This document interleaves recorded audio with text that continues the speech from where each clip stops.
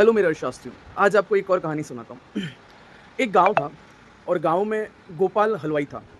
गोपाल हलवाई लड्डू बनाता था और ₹10 का एक लड्डू बेचता था। गाँव के लोग उनसे लड्डू खरीदते थे। एक बार सरकार ने एक ऐसी स्कीम चलाई जिससे गाँव के लोगों के पास पैसा आना शुरू हो गया। जब पैसा आना शुरू हुआ तो लोगों ने लड्डू की डिमांड जो है वो बढ़ा दी।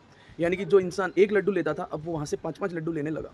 लेकिन गोपाल हलवाई के पास लड्डू बनाने का जो सामान है वो बहुत ही लिमिटेड था। अब गोपाल हलवाई ने सोचा कि क्या सॉल्यूशन किया जाए। तो गोपाल हलवाई ने लड्डू की रेट्स को बढ़ा दी। जो ₹10 का लड्डू था अब वो ₹15 का मिलने लगा।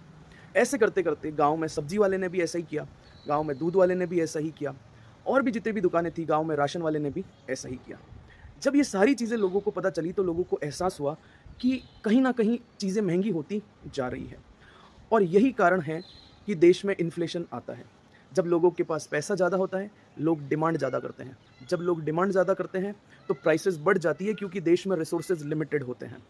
और जब प्राइसेज़ बढ़ जाती है, तो देश में मुद्रास्फीति दैट इज़ इन्फ्लेशन आता है। और उस इन्फ्लेशन को कंट्रोल करने का काम आरबीआई रिवर्स सिचुएशन पे बात करें, तो गोपाल हलवाई ने एक ऐसे गाँव में दुकान खोली, जहाँ पर लोगों के पास पैसे नहीं थे। उसने लड्डू बनाना शुरू किया और स्टार्टिंग में उसने लड्डू की रेट रखी ₹15। 2-4 दिन उसने रखा लेकिन पता चला कि ग्राहक नहीं आ रहे हैं, तो उसने रेट गिराकर 12 कर दी, तब भी ग्राहक नहीं आए।